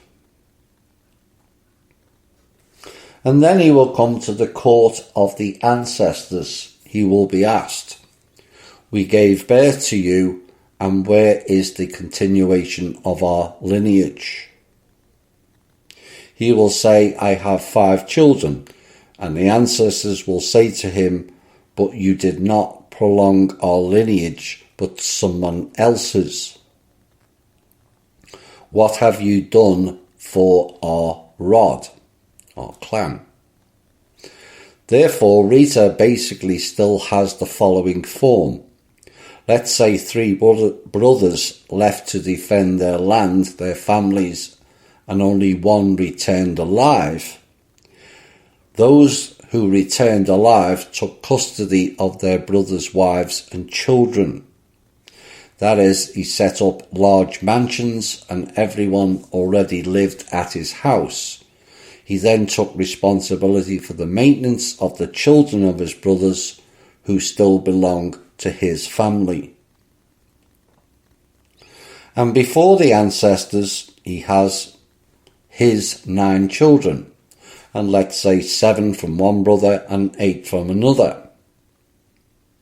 And so 24 children raised to his feet, although he did not give birth to all, but they belong to his family and he acted in accordance with the laws of the family. Which is a far cry to what unfolds now in far too many places, where each to their own too often applies. And it could also be argued that many of the parents barely look after their own, never mind anybody else's children. And another thing that has to change is the attitude of parents in believing they own their children. They don't. They are the guardians of the children to guide them the best way as possible towards adulthood. In reality, all parents, because of our ignorance, don't own their children anyway, due to the SES-KV Act and the registering the child after birth. By registering the child, you have just awarded your child as the property of the state, and the same applies to cars, homes, dogs, and other pets you register. The youngest son is the heir of the estate. And one of the laws of Rita says the youngest son in the family always stays with his parents. Therefore, the principle has always been in effect. All the sweetest, most delicious goes to the youngest, as if the parents from the very beginning provided themselves with a decent old age. The child saw that all the best, everything that they had acquired in this family, all the heritage, everything goes to the younger. The girls were given in marriage, they continued the other kins. The brothers can leave and build their mansions, but the youngest always remains. This was the tribal law. But let's say only 4 girls were born. Then the parents of the youngest do not let her go anywhere. On the contrary, they take the son-in-law, the daughter's husband, to themselves, call him a son, and pass on all their heritage to him. So the person who marries the youngest daughter takes over the estate. But it already turns out that according to Rita law, has an appointed heir and not a direct one. Therefore the Slavs tried to give birth to an heir themselves, even 9 to 10 girls, so it is necessary, and then the men will go. And they say you can give birth at the age of 100. Nature allows the female body if it lives in harmony with nature. The limitation of one's life is created by the person himself. The not-so-great limitation program we all run on ourselves in overview is pure folly, when all of us are capable of so much more when we get out of our own way. To live for Rod. Now you can often hear you have to live for yourself. But what does that mean? Get away from problems and do nothing? Because when a person lives for himself, there are enough problems while he does nothing, because that means he is being a parasite at the expense of others. To live for himself implies he does not owe anything to anyone, does not oblige, but at the same time enjoys all the fruits of society. And that is the service to self culture that permeates this world currently like a virus. It leads to not sharing or caring about others, which is another virus that allows the elites to divide and conquer us. Service to self only and dancing in excess ego is dancing within the parameters of the dark forces. Can a person live cut off from the whole of society? Maybe if he is a hermit and has fulfilled his duty to rod. When a person simply says that he wants to live for himself, then both the duty to the rod and the duty to society fade into the background. Yet there was no such thing as living for yourself back then. You were part of the community, and the Slavs had a concept to live for the family. That is the thought which should always prevail. What can I do for the good of the lineage? A bench, a chest, a wardrobe that he had made for the lineage, he puts the soul into it. Once he invested the soul, it means that all the descendants of his lineage interacting at the level of the soul, they seem to prolong the life of the same shop or table, etc. And through these things they interact with their lineage, because particles of your lineage accumulate in the tree. So many cannot throw away the old tables by buying new ones. Remember, the stone and the tree used to make the items also have a soul as well. If I start doing for the good of the lineage, then the gods will immediately begin to help me, because the lineage unites all my ancestors and all my gods. If I do for them, they also begin to help me, create for me, and there is mutual assistance and mutual support. And that is the classic pay it forward method, and also understanding the flow of life. They said gods have helpers, especially the gods rulers of the elements, and their assistants also begin to help us. These assistants were brownies, yards, sheep, bannocks and goblins, etc. The child up to 1 year old. Children have developed a broad outlook. Their range of perception of the world around them is greater than that of adults at 1 year of age. Oops. I'm going to repeat that so it goes in. Children up to 1 year of age have developed a broad outlook. Their range of perception of the world around them is greater than that of adults, who have already created some restrictions, rules, laws, so they see limitedly. The children see both the brownie and the goblin. They have a better perception. But many modern parents who simply were not told, or they were locked in childhood by the parents or society, which led to the development of all sorts of fears, phobias, and these phobias are then transmitted to their children. Oops.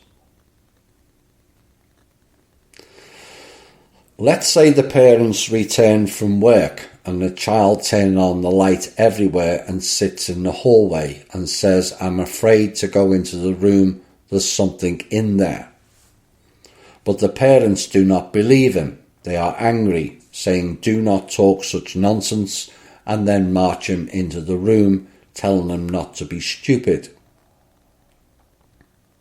But since the parents did not explain, there's that communication energy missing again. This inexplicable event begins to frighten, and subsequently children's fears turn into new phobias. Fear of confined spaces, fear of the dark, fear of the unknown, fear of open space, and fear of other people. The child becomes withdrawn, depressed, because he begins to think that if his parents do not believe him, how can other people believe him? Who is to blame for this? Genus? No, the child was born normal, so his parents are to blame for this. Therefore, when a child was born, it was generally not shown to anyone until 1 year of age, until the body got stronger. Only close relatives, the mother, the father, the grandfathers, the grandmothers, the brother and sisters had the right to see the child before the age of 1. And sometimes after 3 months, the planted parents could start playing with him. Before that, they do not come close, even if in the same room with him. Now, I presume this has some sort of protection for the child as well, lessening the chance of the child being corrupted by negative energies or picking up adult viruses. Kissing a married woman. A married woman is kissed only by her husband and some relatives. When a woman is in this position, only her husband kisses her. Others and even some relatives do not kiss her. A man, when his wife is in position, should not even touch other women. You don't even have to shake hands, because a woman gets energy from her husband. If he, for example, said hello and talked to another woman, he adds the energy of another woman in his hands. When he returned home and took an apple and then gave it to his wife, the energy of another woman through this apple eaten by his wife gets inside of her and can make changes or violations. Therefore, there is a commandment: let not the finger of the father of another wife touch, when his wife carries his child under her heart. Energy is very difficult to wash off, so it is better to follow the heavenly laws if you want the offspring to be healthy. A man can only touch his daughters. If you accidentally touch another woman, wash your hands thoroughly, and there is even a commandment of Purun about this. Wash your hands after your deeds, for whoever does not wash his hands loses the power of God. If you lose your strength, what will you give your spouse to carry a child normally? Everything that you bring from the store should always be thoroughly washed, so you not only wash off dirt and dust, but also someone else's energy. After washing off the energy, the husband applies soy, and only that after that he gives the product to his wife. It's an interesting way of thinking and something we've relayed in the shows about understanding energy. And again, it's such an important piece about life. Yet where are the teachings about it? Women are often better at recognizing this than their male counterparts. A woman, they say, always knows when a man is having an affair, despite the male making and taking steps not to be found out. But maybe women subconsciously picks up the energy and the frequencies of the other woman.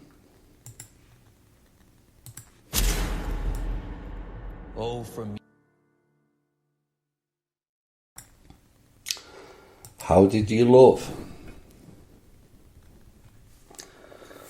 We haven't done very well, have we?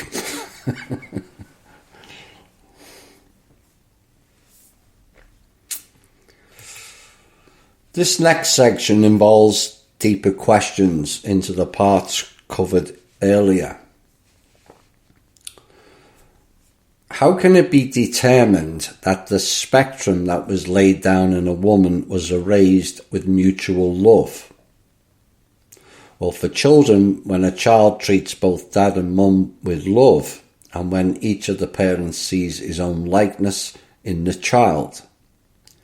But if love was on the one hand pure and higher, and on the other hand insincere, then just falling in love on one hand, then the image may not be erased completely.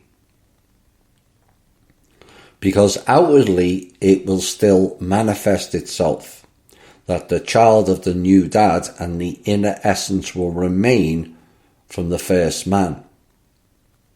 And the question then arises is, and who are you like me?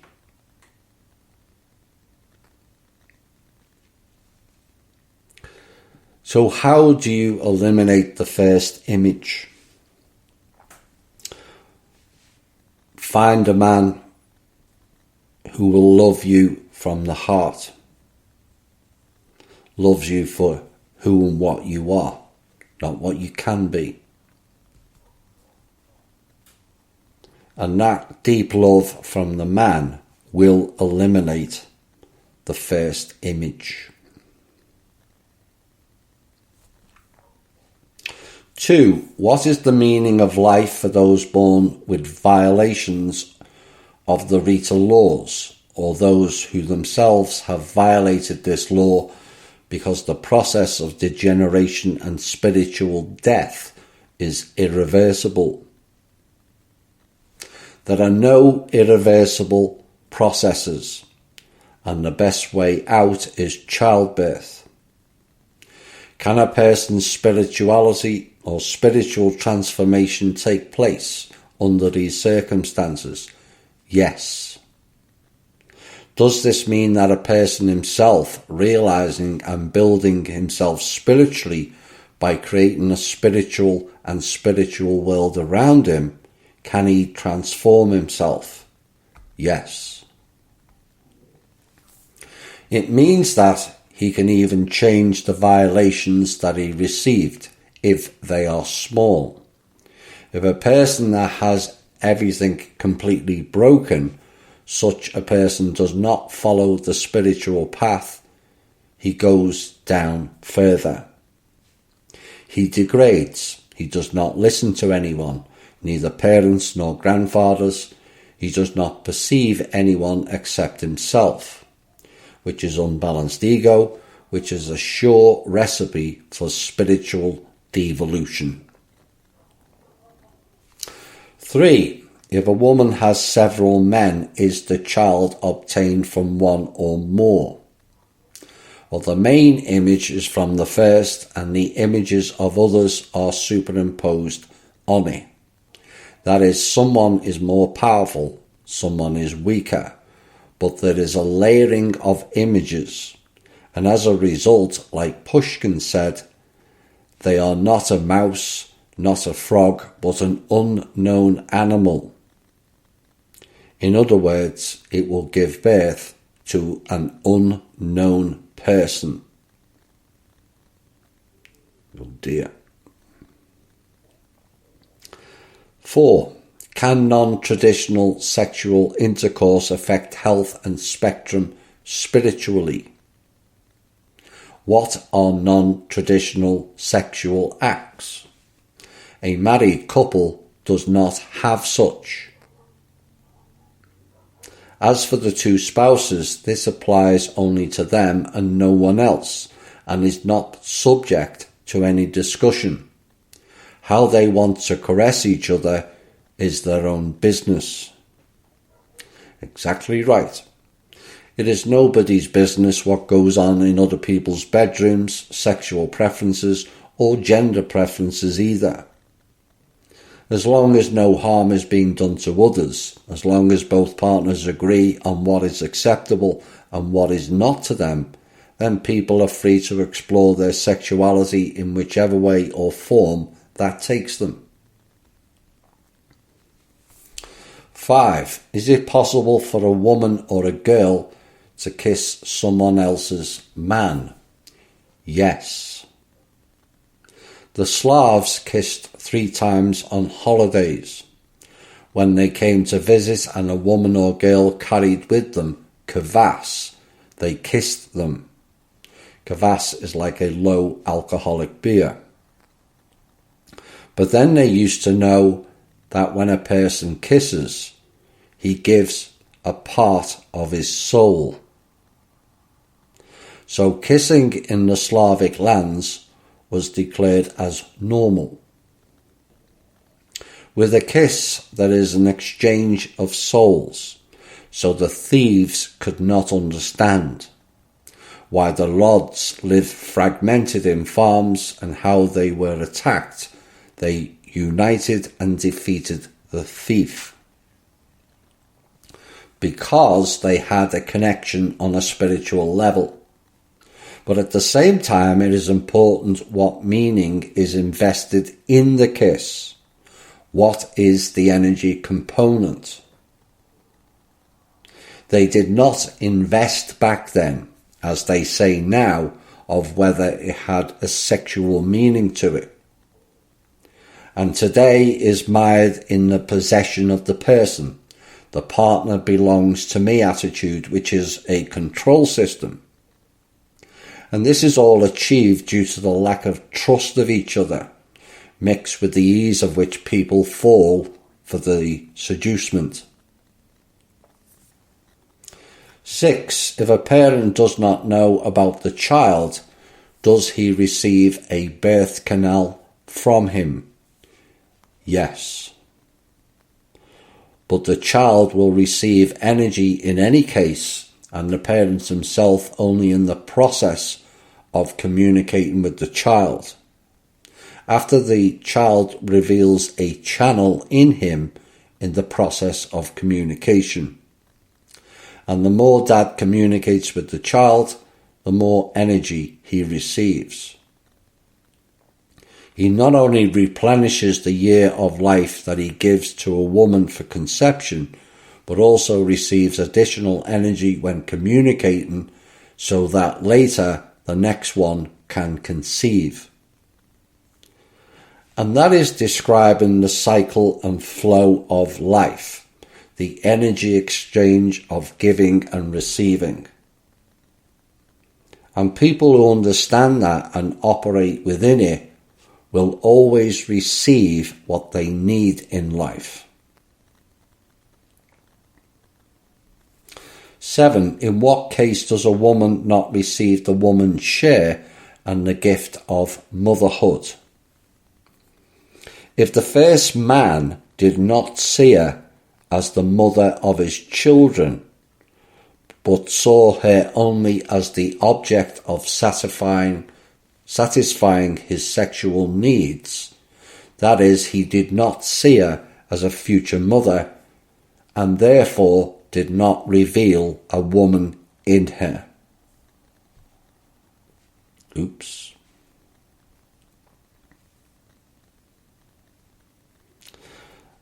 So the importance of the first man is essential. The knowledge needs to be spread wider. Because if a man sleeps with a woman and that's her first, and only sleeps with her for sex, and not as a potential mother of his children, then the female suffers. And therefore she suffers, but then he will understand what needs to be revealed. And he may try to do it, but it is much more difficult to do so, although it is possible. But it will take more strength, and it will take many years to then recreate the image of the mother, not the sexual object. And this is why it is important to define what type of relationship you wish to have, like I mentioned earlier. And the solution to this is find a man whose love is greater than the first male and embrace him with all your heart. That then replaces the image, regardless of whether you have children together or not. 8. Is it possible to save descendants from parents of different nations? For example, the mother is white and the father is yellow. Is it possible?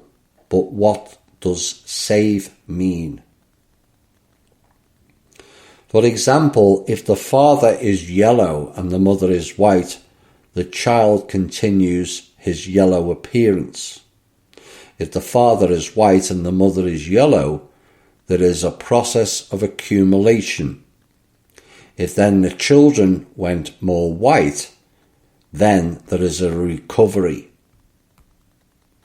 That is, yellow has 12 channels and the white has 16 channels. It turns out that the child has 14 channels, which is 28 divided by 2 equal 14. The 12 from the yellow race and the 16 from the white. 28 divided by 2 people, and so the channel for the yellow goes from 12 to 14. And this species is more than 12, as if an improved yellow look, but less than that of the pure whites, who are 16. But after all, development is not closed to anyone to become like whites. Another thing is that in order to become like whites, you have to be born white, but you have to strive for yellow and let them strive. But they will reach 16, but the right race will already have 256 channels. And they have a multiplying of 12, which will only give 144. And we have 16 times 16, which is 256. And again, we are ahead in terms of channel. But again, they have an incentive to develop to reach the creators, which is the white race. Now that piece in today's terms will be deemed as racist, but in cosmic genetic terms it is known and understood that the white race was created out of higher stock from the 3 founder races. And if this wasn't true, then all other races would not be trying to mix their genetics with the white race. It's basic common sense looked upon in overview, not immersed in it, which will always diversify opinions based upon which race you are. 9. If a woman has cheated on a man, then the image of children is slightly changed. Can this be fixed? As a rule, a woman was expelled from the family for such deeds. That is treason and was not allowed at all. The priests can fix it, but will they do it? They will correct the betrayal and she will go on to change again. 10. If a man married a divorced woman, does this mean that at each sexual intercourse he will spend 1 summer of his life? If he does not change the image of the spirit and blood of her first man by the power of his love, then he will give her the energy of the life, a year of his life, every time. These are the laws of the universe. Only mutual love can change the image. I imagine that piece left many gulping and saying, "Holy shit." And that is the folly of sleeping around. You lose a year of energy each time unless you overcome the first man partner. Like I said, if only we had an app for the use of energy, many would change their lives very quickly. A karma app also. 11. If the wedding was conducted by a monk in a monastery with the permission of Vladika, what will happen to this marriage? A good thing will not be called a marriage. That is, if the Slavs came to get married in the Christian church, this will be a marriage for the glory of Israel. Oh my. And the priest says, "For the glory of Israel I crown, and not for the glory of Russia or the Slavic family." The Rus clearly understood the higher purpose of two people coming together. Marriage, or is it marriage? Which produces the term wedlock. To wed is to pledge into being locked. The ring becomes the bind and is placed on the left-hand finger, fourth finger, or is it the left-hand path, which is set in stone? The ring finger is connected to the heart energetically, and so the ring binds the heart. And so their version of marriage is another binding contract, all done at the behest of Israel, as the Rus and Slavs are telling us. Remember, all women in a marriage setting are in essence married to Baal. And what it also reveals is the Rus and the Slavs knows that the Christian church is fake and operates under the house of Israel, not the country. 12. What happens if you dye your hair or wind it on curlers or do chemistry on it? You cannot change the colour of your hair. What kind of hair from birth? Such a spectrum of energy is necessary for your existence. If a woman dyes her hair, it means that she changes the spectrum and as a result receives completely different energy that she needs, and the body begins to fight her foolishness, because then the roots have climbed and then become something else. You can wind it up with curlers. There is no harmful chemical effect on the body. In addition, only a man can judge the beauty of a woman, because a woman in herself looks for only flaws and is very focused on girlfriends or the opinions of others.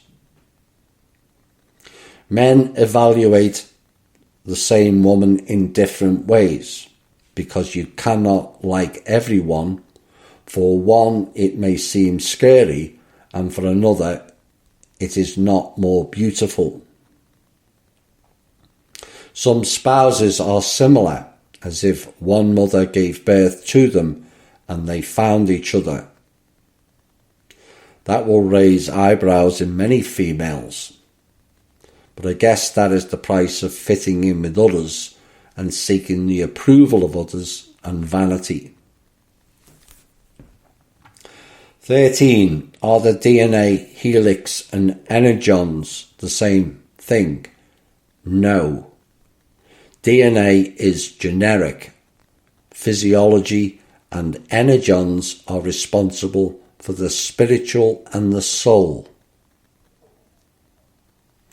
14. Can people have more than 16 energy channels? They can, but in the next world. There are already 256 channels. The 16 times 16 is designed, and a person becomes leg. In our world, a person or Slav can develop his 16 channels, and this is more than enough. That is, some people live with only 6 channels, and we have 16.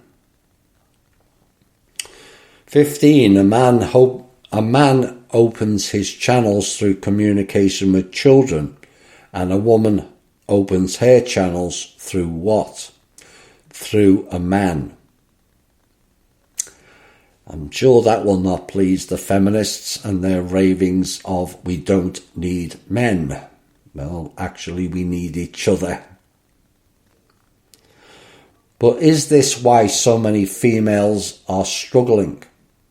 They are missing the male energy required for them to be open to communications with their children. Is this then explaining why so many children are struggling as well, as they've been cut off energetically by a parent living a single life? All interesting questions, but I will add another. Is this why females in general are struggling to develop spiritually? Because communications on an energetic level are closed down due to a lack of partnerships. Like I said, they are all questions, not statements of gender superiority, because both need each other to develop. One fallen is all fallen. One self-correcting with knowledge means we all rise. 16. Can all people love? Everyone can, but not everyone does it. And they say you can compare it to the sun, S-U-N, as everyone can receive light from the sun, but someone who lives in caves and does not come out of there. This has a much wider part to play, and it goes back to our piece. What is love? Do we understand it? No. Have we defined it? No again. Are we embracing it? No. Do we run from it? Yes. Why? Because of fear. But fear is a low vibrational state, which means you cannot experience love, which is a higher vibrational state. If you don't have love, where is the energy for the female coming from?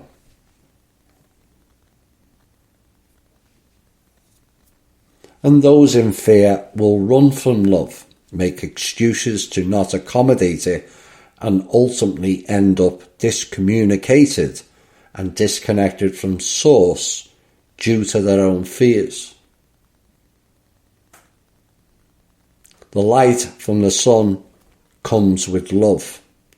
The avoidance of the sun operates in darkness and fear.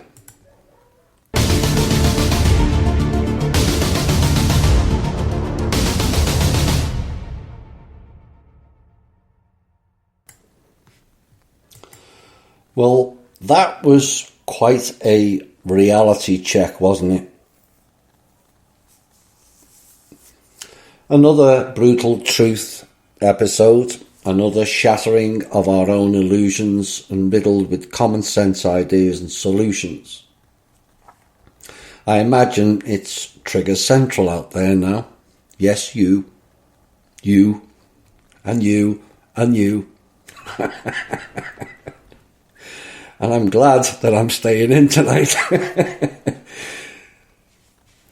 Well, we have to deal, heal and process it. It is the only way forward. And so that concludes from his story to our story plus 23. And I'm here to tell you there is a plus 24 expanding further into this fascinating peak into how life was, who we were, who we are, and how to be. A fascinating insight into how life works and how their understanding was far greater than we know today. We have undergone an extraordinary devolution on a massive scale, that the laughable description of so-called hunter-gatherers were way ahead of us in terms of understanding and knowledge. Way ahead.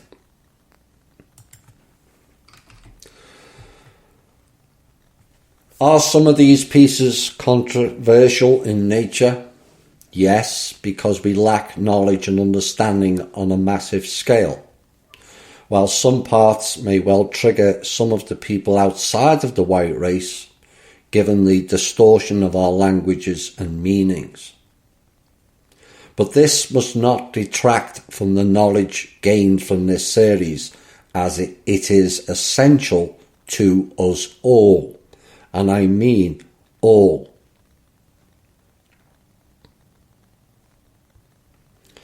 The bigger triggerings will come from the ponderings this show will have garnered. We have found out this evening that much of what we thought was correct about life and living is a world away from the original versions. The effects will be seen as the dark force's interference, but the cause is us adapting to it. Like the old saying, if I asked you to put your hand into the fire, would you do it? Well, sadly, too many do that and get burnt. It's the same with the wet paint sign. People just have to touch it, which has just destroyed the painter's life force energy poured into doing it. You didn't think of that, did you? All of us follow the path the dark laid out for us, and all gladly, blindly went along with it. Why? Laziness and a lack of thinking, plus the worst aspect of the service to self only. Service to self leads to an uncaring, unsharing world, which is exactly what we have, where mothers and fathers have abandoned children and communities in favour of being or having the best for themselves, where vanity is more important than purity, where the head is more important than the heart, where shekel chasing is more important than spirituality, where greed is more important than need. This is what we have now. A broken society on all levels, not just the 1%. In overview, service to self is a dereliction of duty to source, and is no better than the dark force antics. Caring, sharing, nurturing and supporting of others has become a brutal exercise in personal grief. It's on a par with telling truth on this planet. You receive no end of grief and abuse. I know both all too well. And so now you know why the gods of the light don't return, or why many higher evolved souls won't come back here, as it is like a lifetime lost, plus the suffering, the abuse and targeting, because people here will not change their ways into becoming better people, becoming more spiritually evolved, nor will they spend any time improving or saving themselves. Is that fair for those who come from the higher dimensions to help here? Is life now how it should really be? Why do so few see that life here currently is an abomination. Riddled with victim and victimhood, bitter and twisted people, uncaring, unsharing, competitive people, riddled with ego and the low self-worth problem. And yet low self-worth and limitation programs in overview allows too many to do nothing. And many will not like that statement, but it's true, isn't it? And then we have the service to self people who look after their own interests only, yet will cry about the loss of the communities. The communities needs all to be doers, yet so many will not do anything and just complain. Even in our own group we see that. Even after all the lessons of how to be, too few do, while others sit by and watch from the peanut gallery. And as much as we would like to deny that fact, that is true as well. The teaching of these shows, which has echoed much of THI in many ways, must be developed into teaching courses for all youths globally. For our species to develop, we must teach the youth in an adult way and prepare them for adulthood and life. Our current schooling is how to become an imbecilic bot. Even the so-called privileged in top positions are utter jackasses. Unable to provide solutions, unable to run any country for the benefit of its peoples. Running repeated kick the can down the road and Ouroboros policies, quite frankly, it's embarrassing. And yet most of these people have been to top colleges and universities. What does that say to us all? What is worse is, the people mostly don't think there's anything wrong. That is sheer lunacy of the highest calibre. The whole situation we are in makes me despair at the crass stupidity of it all. But this lifetime is a massive opportunity to change it all. History in the making, not the receiving of poor or bad history. Our future generations will ask, where were you when this all unfolded? What was your input into it? What did you do to change it? So what will be your legacy that you leave for your future generations? Will future generations be proud or despairing? And your choice to create the legacy you will leave behind. Choose wisely, as the leap of time is 10,000 years to look back into the distant past, which we are currently now.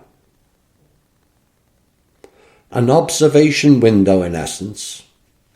What will you see? What will you not see?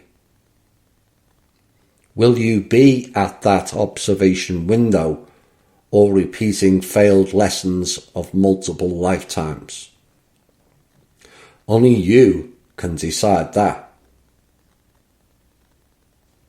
We can walk around looking down our phones like imbeciles, walk like an Egyptian, which is like a snake, or take multiple leaps of faith and fix our own mess.